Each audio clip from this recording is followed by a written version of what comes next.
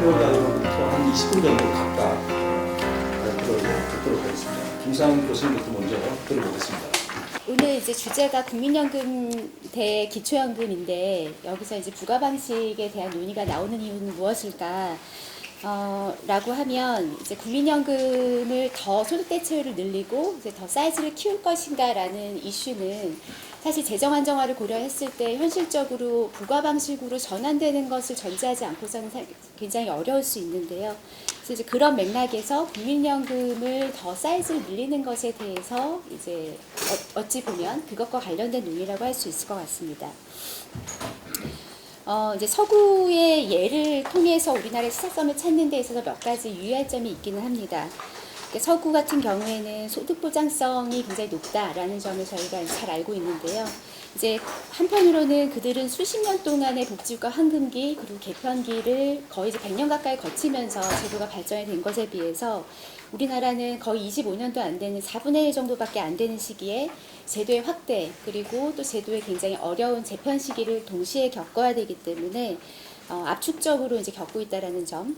두 번째는 이제 다른 나라들 같은 경우에도 그러니까 서구 복지국가들 같은 경우에 이미 예외 없이 재정 안정화 계획을 이미 달성을 했기 때문에 최근에 하고 있는 조치들 같은 경우에는 이제 추가적인 고령화 진전에 따른 미세 조정이라고 볼 수 있을 것입니다. 그래서 우리와는 상황이 조금 다른 면이 있다라는 것을 이제 볼 필요가 있고요.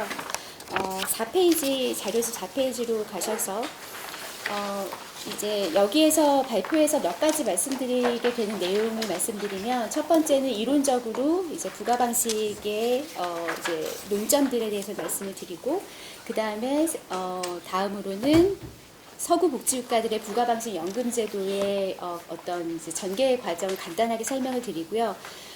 세 번째로 우리나라의 연금 제도에서의 재정 방식에 대해서 논점에 대해서 말씀드리겠습니다. 먼저 부과 방식에 대한 이론적 논점을 보시면 그 부과 방식에서 재정 안정성에 영향을 주는 요인, 특히 재정 불안정을 가져오는 요인은 무엇인가라고 했을 때 세 가지 정도를 저희가 얘기할 수 있습니다. 첫 번째는 다 잘 아시다시피 인구 고령화고요. 두 번째는 그 인구 고령화를 상쇄할 수 있을 것으로 예측되는 이제 생산성 향상의 문제. 그리고 세 번째는 어떤 개혁에 있어서의 개혁의 문제와 그 다음에 선택지를 이제 규정하는 연금제도의 구조 이슈 이 세 가지입니다. 그럼 먼저 연금에서 임금 구조 변화, 특히 고령화가 어떻게 재정 문제를 악화시키는가 라는 점을 보면은 이론적인 이제 논의들을 거쳐서 결론을 말씀드리면 5페이지 두 번째 단락이에요. 인구 구조가 충분히 안정되어 있는 상황이라면 사실상 어떤 고정된 보험료율과 이제 급여 수준을 유지하면 되기 때문에 그 자체로 고령화 수준이 높다고 해서 그 자체로 재정 불안정을 가져오는 것은 아닙니다. 그러니까 문제가 되는 것은 인구 구조가 계속해서 변화하는 상황. 그래서 인구 고령화의 진행에 따라서 연금제도에 계속해서 추가적인 비용이 발생하게 되고 또 출산율 감소로 인해서 내부 수익률이 감소하게 되는 그런 상황들이 이제 문제가 되는 것입니다. 그래서 우리나라 같은 경우에도 향후 몇십 년간 이제 예측이 되는 심각한 그리고 굉장히 빠른 고령화의 진전이 연금제도에 상당히 무리가 간다고 할 수 있겠습니다. 두 번째는 이제 그것을 상쇄시킬 수 있는 미래의 이제 그 기술 발전과 생산력 증대가 재정 안정화 문제를 해결할 수 있지 않겠는가라는 이슈에 대해서는 실제로 이제 이론적으로 봤었을 때 기술 수준이 고령자의 부양 비용과 역외관계에 놓이게 되기 때문에 기술 발전의 생산성 향상을 가져오고 그래서 퇴직자의 부양 비용을 감소시키는 메커니즘이 작동하는 것은 사실입니다. 근데 이제 두 가지를 고려를 해야 되는데 첫 번째는 이제 그 속도인데요. 생산성의 향상 속도와 고령화의 속도가 충분히 이제 맞아 들어가서 상쇄될 수 있느냐의 이슈에 있어서 이제 우리나라 같은 경우에는 고령화의 속도가 지금 더 빠른 상황이기 때문에 이제 불확실성이 상당히 크다라는 것이고요.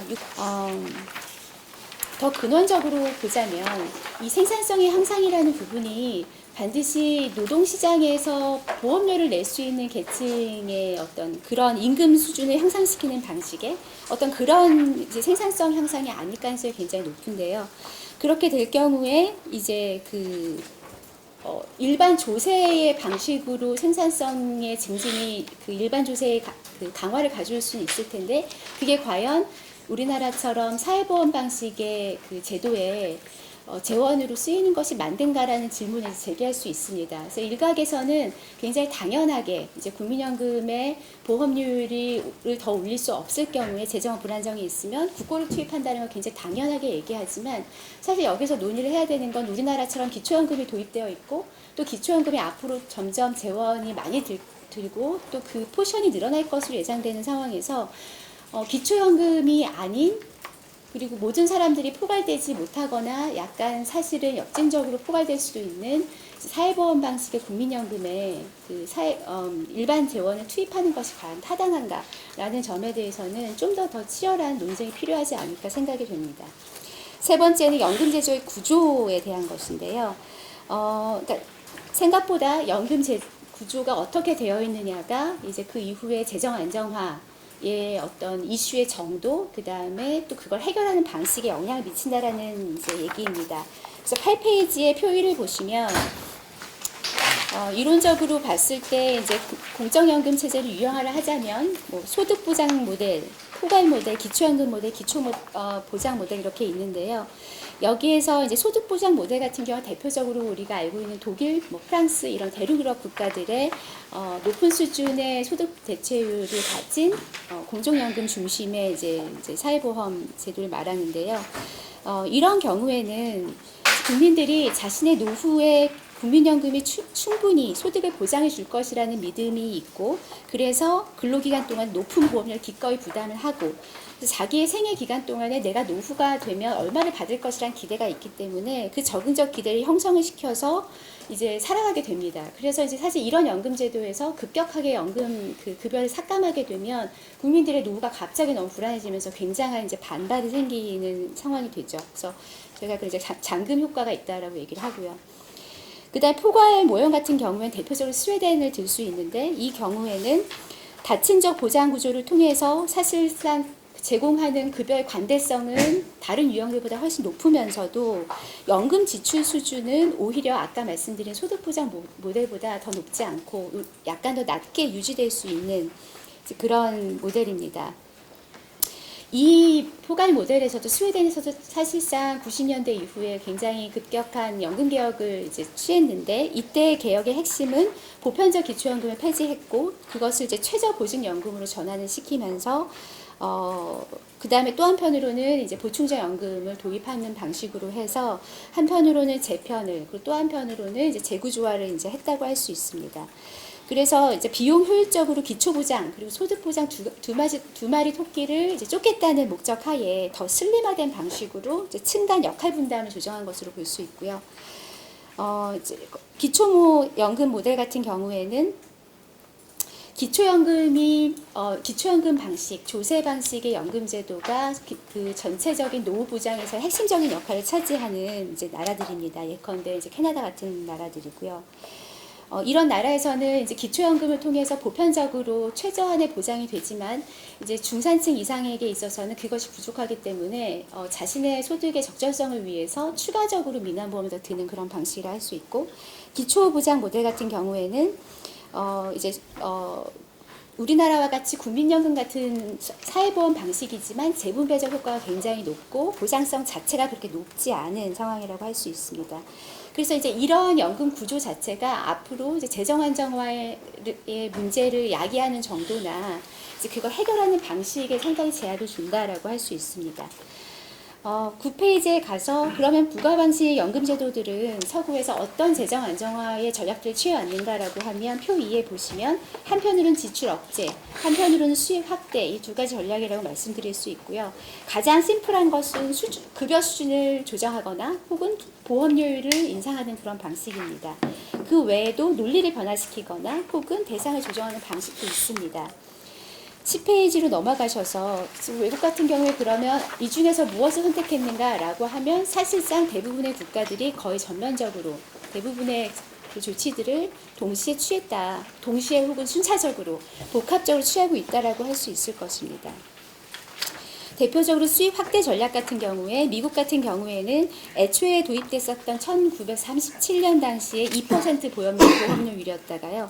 이게 지금 12.4%까지 올라서 현재 유지되고 있고, 최근에 재정 안정화를 위한 그러니까 그 재정 균형 그 우리나라처럼 추계를 했었을 때에 그 보험료율을 2.8% 이상 올려야 되는 것으로, 혹은 급여 수준을 17% 깎아야 되는 것으로 이제 최근에 보고가 되고 있습니다.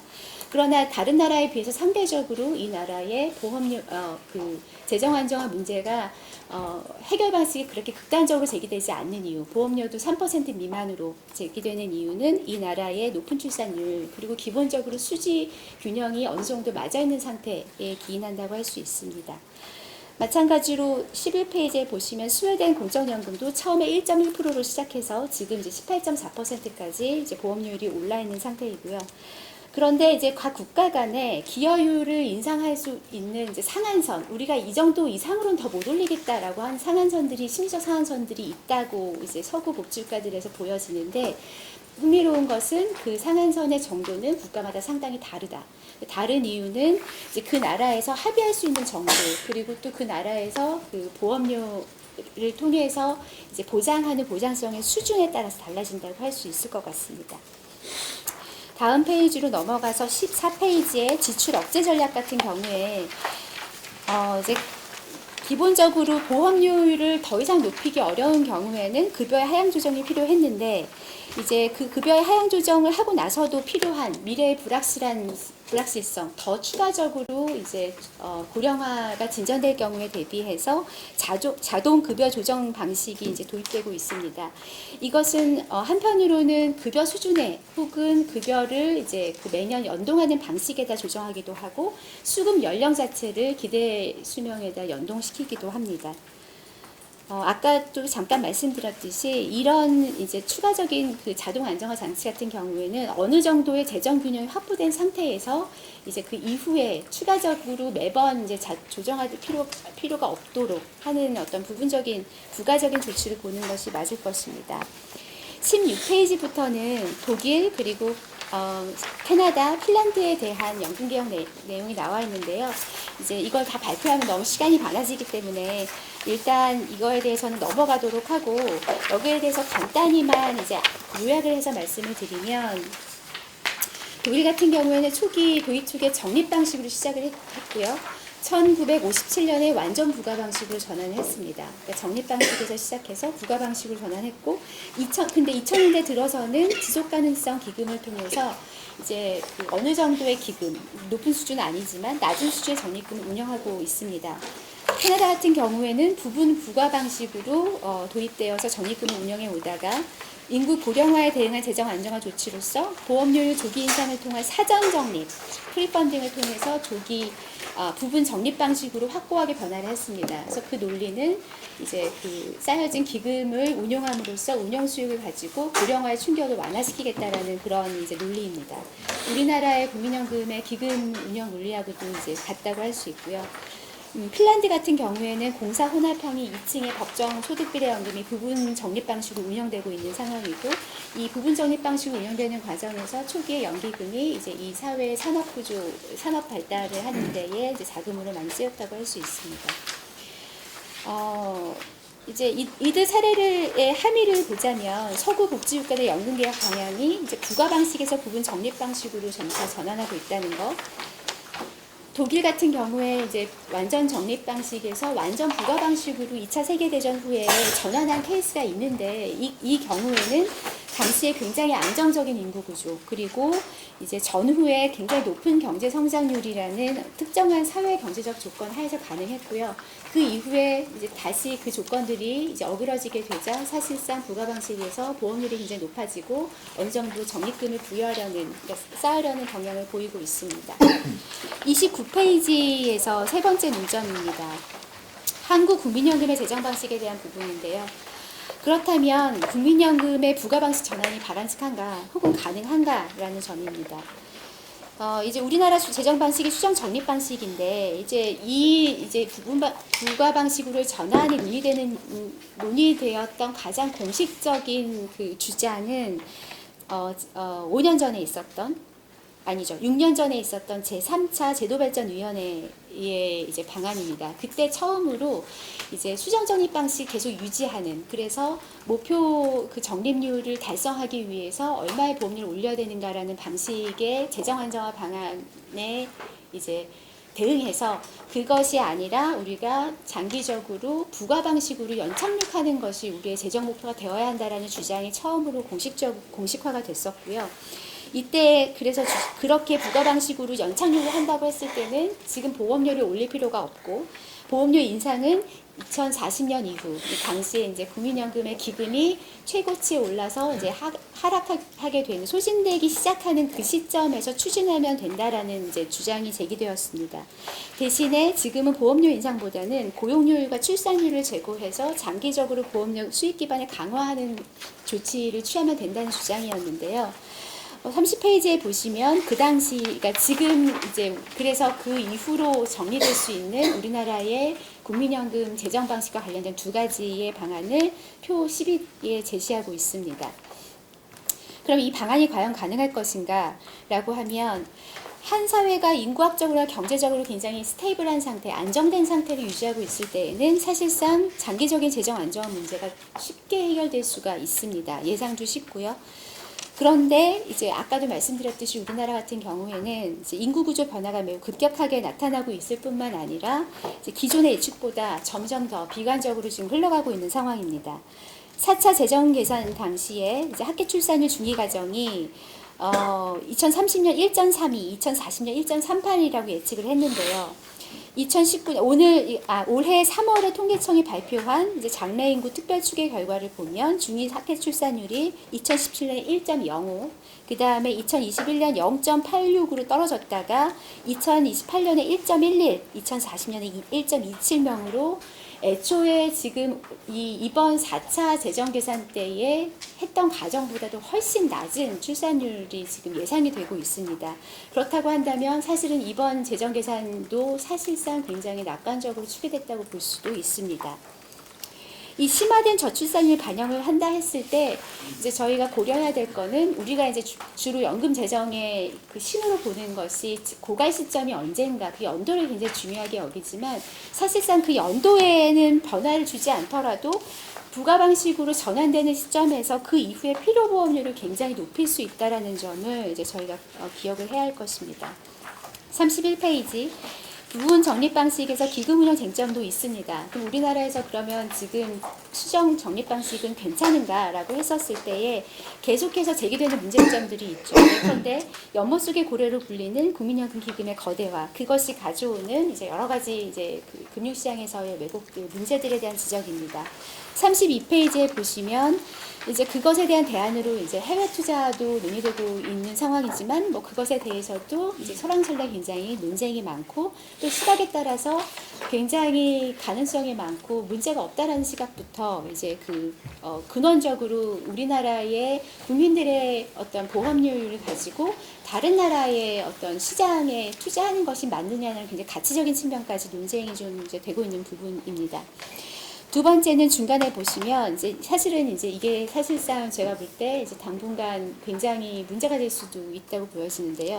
시장에 대한 부당한 정치 개입의 가능성, 정치적 위험의 가능성입니다. 특히 이제 스튜어드십 코드 도입 이후에 민간 기업에 대한 연기금을 통한 정부 통제 문제가 본격적으로 제기가 되는데, 이게 동전의 양면으로 이제 존재하는 거죠. 한편으로는 기업이 좀 더 나은 이제 사회적 기여를 할 수 있게, 혹은 부당한 일을 하지 못하게 한다라는 굉장히 대의적으로 명분이 있지만, 실제적으로 이제 그런 방식을 통해서 기업의 지배구조나 아니면 운영 방식에 사실상 연기금이 막강하게 개입할 수 있다라는 것이 되는 순간, 사실은 이제 이게 정치적 위험으로부터는 결코 자유로울 수 없다라는 점입니다. 사실 세 번째는 더 큰 문제라고 보여지는데요. 이제 이 세 번째 논의는 최근에 조금씩 논의가 되기 시작하고 있고, 그동안 많이 논의되진 않았으나 사실 굉장히 앞으로 중요해질 문제입니다. 현행대로 연기금이 유지될 경우에 지금 저희의 연기금의 규모나 사이즈가 굉장히 예측 가능하기 때문에 2040년부터 본격화되는 연금 지급을 위해서 이제 금융자산이나 이제 이걸 매각을 해야 되는데, 이 예측 가능성이 너무 높다는 점이 굉장한 이제 그 금융시장의 리스크가 되는 거죠.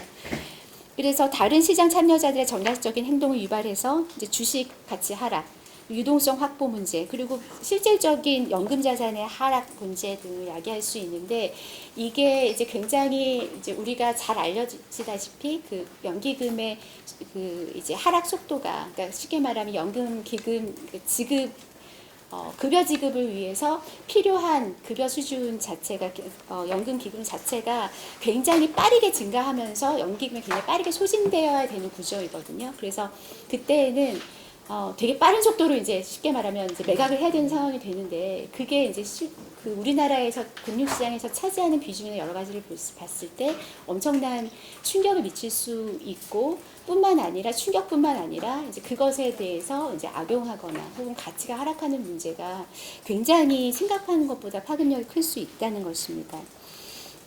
그래서 이 국민연금 기금의 문제는 부분 적립 방식을 취하고 있는 국민연금 제도의 지속 가능성 문제라 이제 정말 뭐 그동안에도 그랬지만 더욱 동전의 양면이 되었는데요. 제도를 현행제로 유지하든 어쨌든 간에 이제 그것이 뭐 기금 규모나 아니면 부분 적립 방식 유지 기간 등을 직접적으로 결정하게 됩니다. 쉽게 말하면 보험료를 올릴 것인가 안 올릴 것인가, 급여 수준을 어떻게 할 것인가 자체가 연금 기금의 앞으로의 이제 사이즈와 변화 속도를 다 결정을 하게 되는데, 이거를 이제 거꾸로 말을 하면 유동성을 확보하고 연기금의 자산 가치 하락을 막기 위해서 2040년에 예상되는 급격한 기금 소진 곡선을 변화시켜야 될 필요성이 사실상 우리에게 다가온다는 것입니다.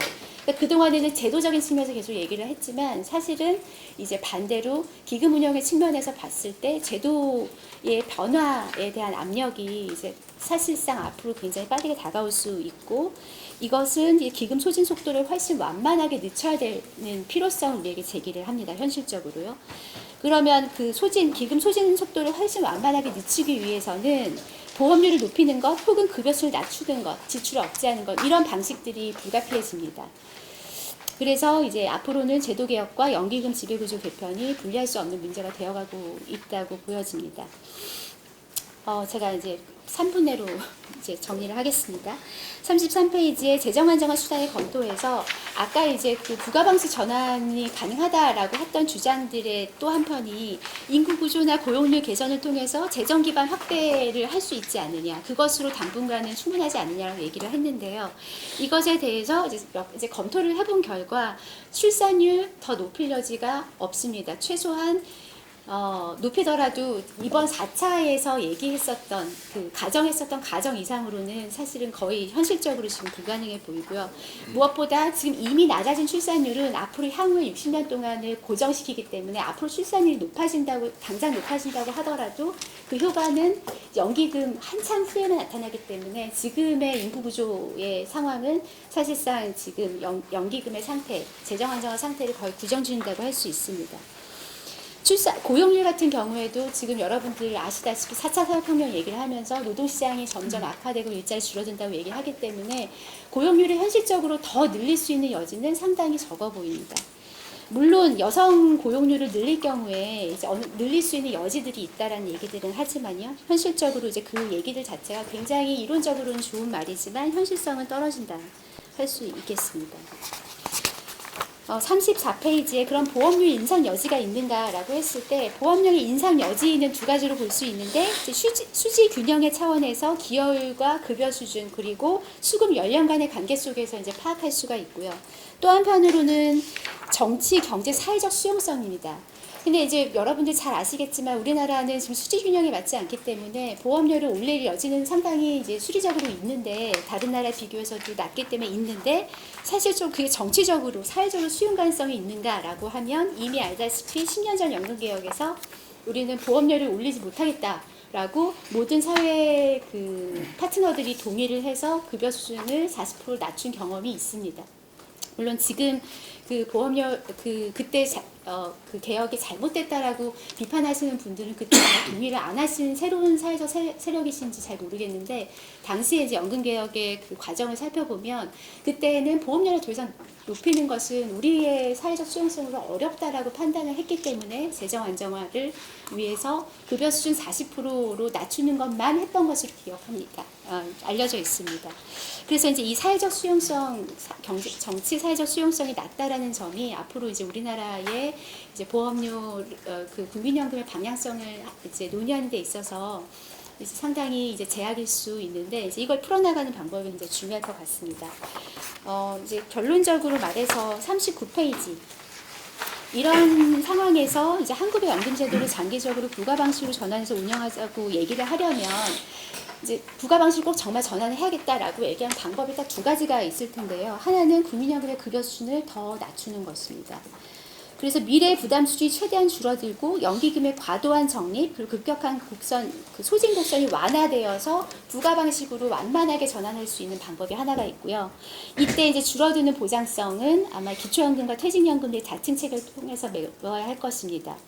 근데 그게 아니고 이제 국민연금의 급여 수준을 더 이상은 낮출 수 없다. 만약 우리가 이제 그렇게 생각하고 심지어 높여야 된다라고 만약 말을 한다면, 그래서 그렇게 해서 그게 굉장히 중요하다고 하면 사실상은 부가 방식으로는 불가능하고 보험료 인상을 통해서 부분 적립 방식의 유지, 그래서 그에 따른 소진연도 연장이 사실상 불가피한 길이라고 할 수 있습니다. 우리가 선택할 수 있는 어떤 개혁의 길이라는 것, 현명한, 여기서 현명한이란 그야말로 지속 가능한, 그러니까 현재는 가능한데 미래에는 엄청난 부담을 주는 이게 아니고, 현명한 연금 개혁의 길이 사실상 별로 그렇게 다양하지도 않고 넓지도 않고 평탄하지도 않다는 점, 그나마 우리가 선택할 수 있는 시간, 그 길들을 선택할 수 있는 시간도 별로 많이 남아있지 않다는 것이 이 연구의 결론입니다. 이상입니다. 네, 고맙습니다.